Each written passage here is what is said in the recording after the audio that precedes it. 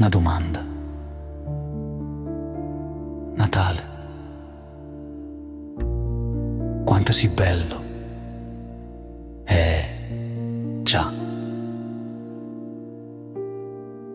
Tradizione secole. Lucette che scaldano l'occhio. Tavola china. Voice che s'intrecciano. Come preghiere sposate. Ma è tutto così familiare, bello ma sarà vero. E sì, così un poco magica che quasi ci scordammo. L'anima vostra che dice è fermarci e pensare. Ma noi, da cristiana, ci ricordammo davvero quello che Gesù ha detto. Pensammo ai regali, già, ai regali. Si pensa a cucina a Napoli, spaghetti che vongola, a festa, a musica, si pensa a tutto quello che fa bella sera.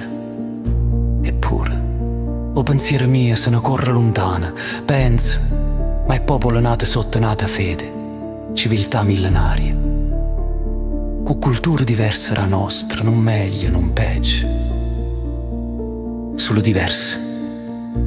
Poi penso, e sì penso troppo. Ma non so pensieri miei, purtroppo l'anima mia tiene una voce forte, potente. Mi dice guagliò a guerra. E il cuore si stringe, ma comincia a parlare. Mi fa una capa tanta.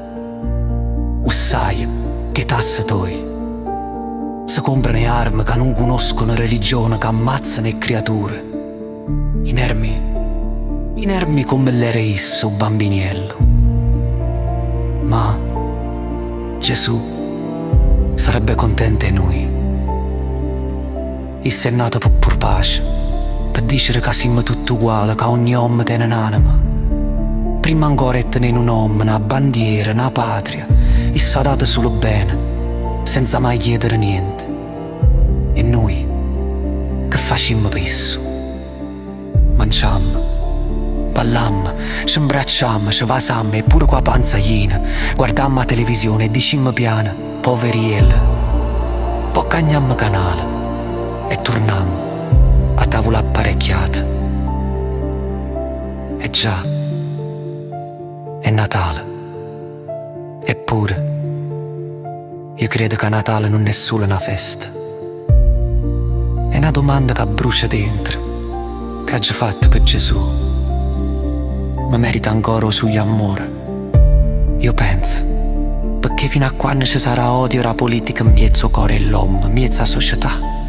E già, la società. Fino a quando dolore sarà sempre qualcunata, per me non è Natale. Manco più luminoso mi potrà fare veramente felice. Fine. Questa poesia è una dedica per tutti l'uomo e pace. Comunque sia, tanti auguri per i cori puri, per amici e parenti. Che sto Natale vi porta serenità, non materiale, ma il cuore vostro.